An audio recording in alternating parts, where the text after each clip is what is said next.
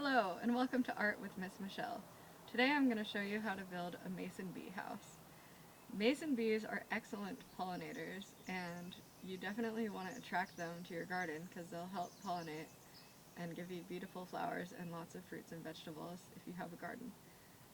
They're way better pollinators than honey bees. Mason bees can pollinate, one bee can pollinate about 17,000 flowers per day. So just imagine what you could do with a whole house full of mason bees. So I'm going to show you two different ways to do it.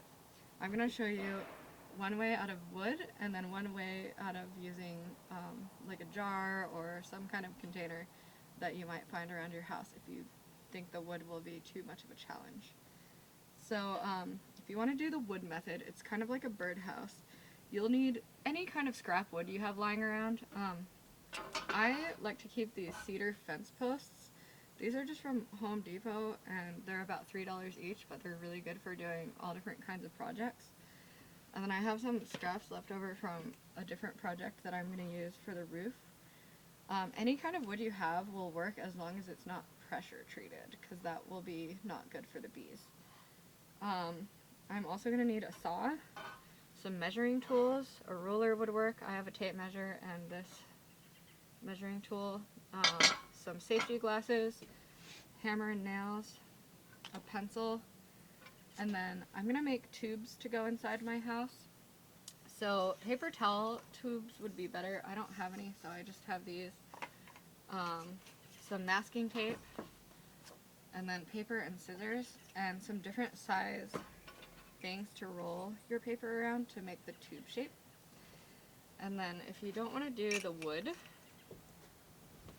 any kind of container to put your tubes in, like a jar, or if you have an old coffee can, I have a paint can, or this tube would work to put my tubes in. So get creative, whatever you find that you think would be good to stay outside with your tubes in it will work. So if you want to do the wood method, first I'm going to make the sides of the house. So I'm going to measure let's see, the bees like their tubes to be 6 inches long. So I'm going to make my sides 7 inches. So the tubes will be a little bit inside so they'll be protected from the wind and the rain. So mason bees can get cold, but you really don't want them to get wet. The wetness will be really bad for them. So as much as you can protect them, they'll be safe. Okay, so I'm going to make 3 sides that are 7 inches long.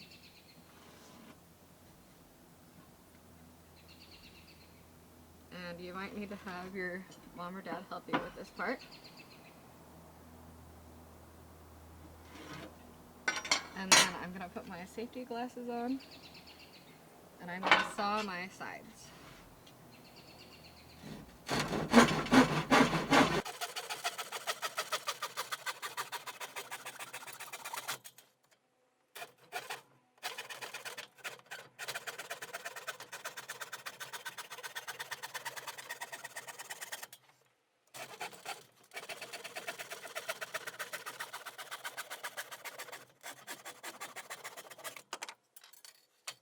Okay, so now I have my 3 sides cut.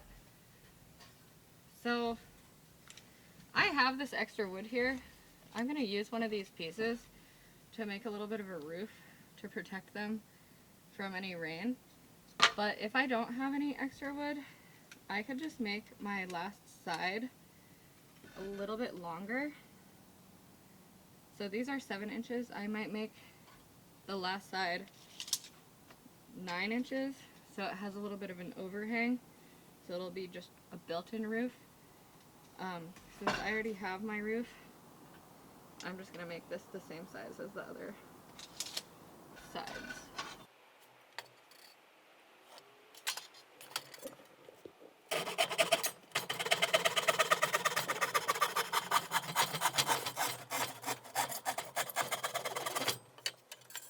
Okay, so now I have my 4 sides cut out, and I didn't bring any sandpaper, but you might want to just sand these down a little bit. I can do that after I put this together.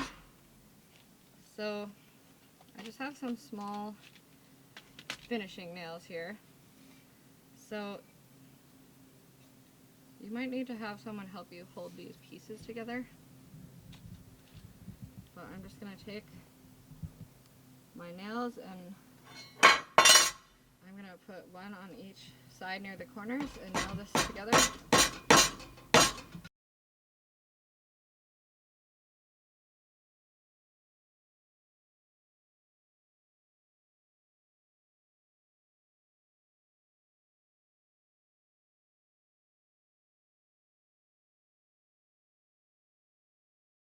Okay, so I put this piece of wood over the edges of my sides, so then when I turn this over I can just do the same thing there. Put that piece over the edges, so then these sides will be the same length and these sides will be the same length. So I'm just gonna nail this side together.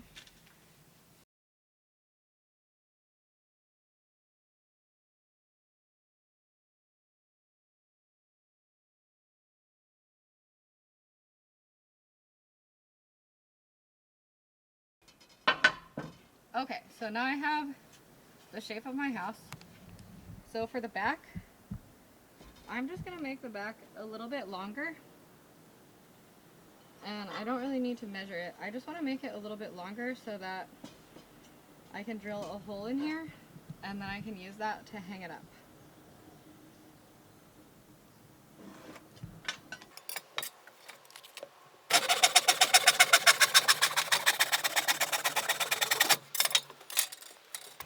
Okay, so now I can attach this onto the back of my bee house. So I'm just going to line it up with one side here. So this will be the bottom. And then I just want to hammer this on with a few nails.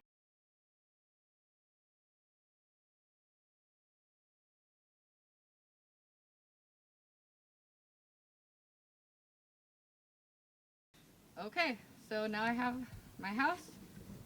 I'm just going to drill one hole in here so I can hang it up. You'll probably need your parents to help you with this step.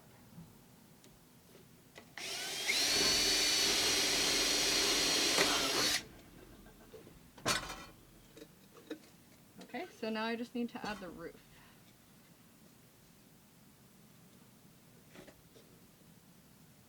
That looks good. Maybe I'll use this thicker piece.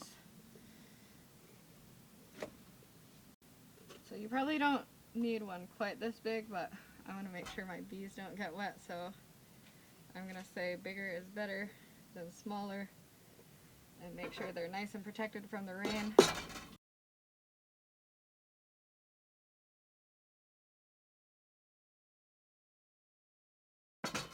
Alright, there's my bee house. Now I'm ready to make the tubes. So if you have paper straws, those will work pretty well. I also have these reeds. These are from a place that actually sells mason bees. I think it's called Knox Bee Cellar, based out of Bremerton. So these are kind of like bamboo, but they said they're a little bit better. They're hollow so the bees can go in here. So what happens is the bees will go in here and they'll lay their eggs and make kind of a little cocoon out of their egg. And then they take mud and put it in between all the different cocoons. So this whole thing will be full of mason bee cocoons. And then during the winter time you want to keep these protected so you can take them into your garage or a shed where no predators like birds or earwigs or wasps will get to them. And then in the springtime you can take them out, and you want to change these every year because the mason bees can get mites in them.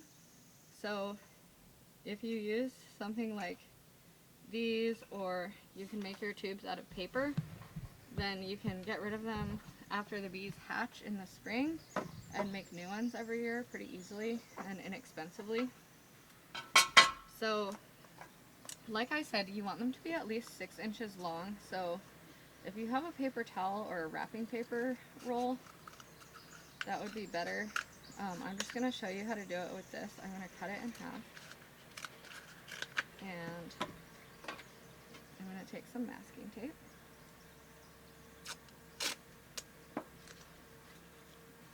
And I'm just going to roll these a little bit smaller, and I can roll it around this to help me get the shape.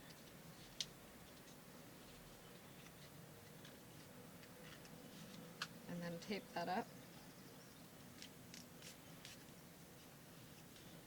And I'll slide my tube out. And then you want to fold one end, because the bees will go in and they'll look for the end of the tube to lay their egg. And I don't want to put the tape right on there without folding it, because I don't want my bees to get stuck. So then you're going to make a bunch of these tubes. So if you use paper straws, it would be best to get 2 different sizes, or even 3 different sizes if you can find like big ones. The smaller ones are a little bit smaller than the bees like, but I have seen them used before. I can also use this thicker paper. This is just cardstock. And I'll probably cut this in half. And I have a few different colors, so hopefully that'll help attract the bees. But I'm just going to take this and roll it around. I could use a marker, a pencil, the handle of a paintbrush, and I'm going to roll it around a few different times. That's going to help it be nice and thick, so it insulates the bees to keep them a little bit warmer. And you're going to want to make a lot of these tubes. So I'm going to tape this, and another important thing is you don't want to use anything that has ink on it. So if you use like a magazine or newspaper, you're going to need to put something inside of it so the bees don't actually touch the ink. So that's why I just like this nice plain paper to use. So I'm going to fold the end and tape it. Oops. And I'll make a smaller one with my pencil. So I'll make a few of each size here.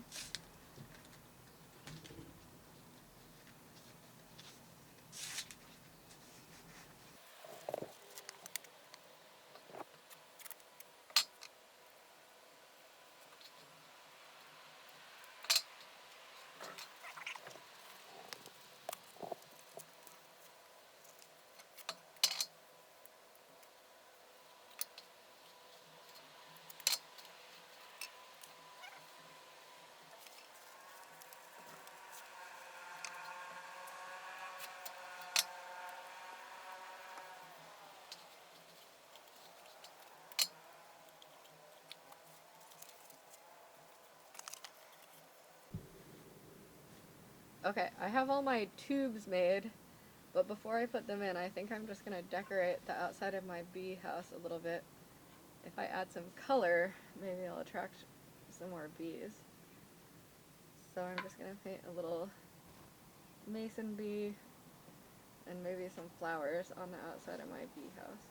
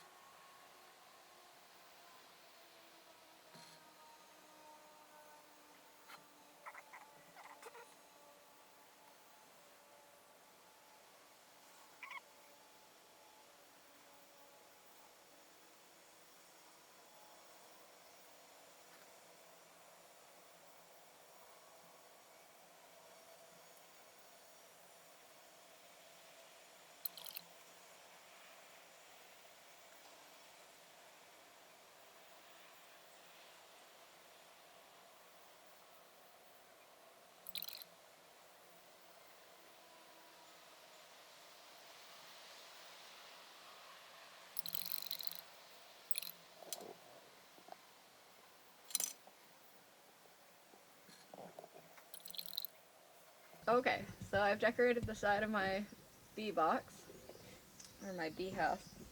So now, depending on what you're using, if you're using a jar, you're going to want to probably tie some string and then maybe tie it kind of away from the edge here so you can hang it up. If you're using something like this, you could probably just poke a hole in the back and then hang it up on a screw or a nail. So you want to decide what you're using and put your tubes in. And you want to make sure the closed side is in the back. So for this one I could probably use longer tubes. But put all your different size tubes in there. Get it ready to hang up.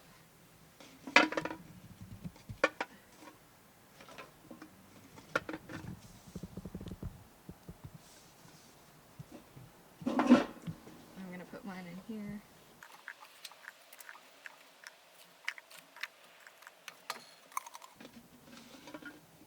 The jar is kind of cool because you could see them all in there.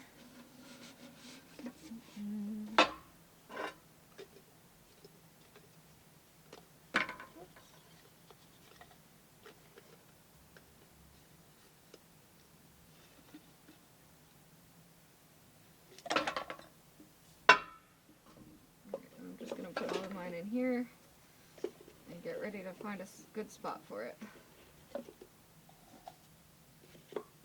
Okay, so now I'm ready to hang my mason bee house.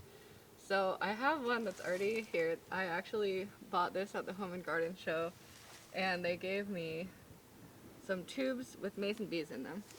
So that's where I got the idea for this project. So these ones haven't hatched yet. So you can see there's 3 tubes that have the cocoons in them with the mud over it. And then these are my fresh tubes. Each year you're going to want fresh tubes for them to make their new cocoons in. So after they come out of these tubes, I'm going to take these out. And the reason you want fresh tubes each year is so they won't get mites. And then, so these are going to hatch out and they're going to start pollinating my yard. And then when they're ready, they'll make hopefully a bunch of new cocoons in all these tubes. And then at the end of the summer, I can take these down and I'm gonna put them in my shed or my garage or somewhere where they'll be safe and dry. So these ones were actually refrigerated when I got them, so you could leave them in the refrigerator. You could also try taking them out of here and make sure there's no mites in them. I just kept them in the tubes when I got them, put the cocoon tubes over the fresh tubes, so we'll see what happens. This is my first year raising mason bees. So I want to find a nice sunny spot to hang my bee house. A south facing or east facing location is going to be the best. You want somewhere where they're going to get sun in the morning so they can wake up earlier in the day and have more time to pollinate. This is really the only spot in my yard that gets a lot of sun. I would have maybe liked them a little bit closer to my house so I could observe them more, but this back shed is the sunniest spot for them, so this was the best location. It's pretty close to my garden, so I'm just gonna hang the one that I made right next to this one. You also want to get a spot where they can hang on a flat surface. You don't want to hang them from a tree branch or anything because you don't want them to get blown around in the wind and rattle the cocoons. So hopefully I'll get a lot of bees with these 2 houses. So when you hang up your bee house too, the reason they're called mason bees is because they use mud in between their cocoons, like a brick mason uses mud in between his bricks. So you're going to want to get a mud source close to their house because they're going to have to go back and forth with mud when they make their cocoons. So I just used a plastic tub, and you're going to want to come out every day and make sure your mud is nice and wet for them. And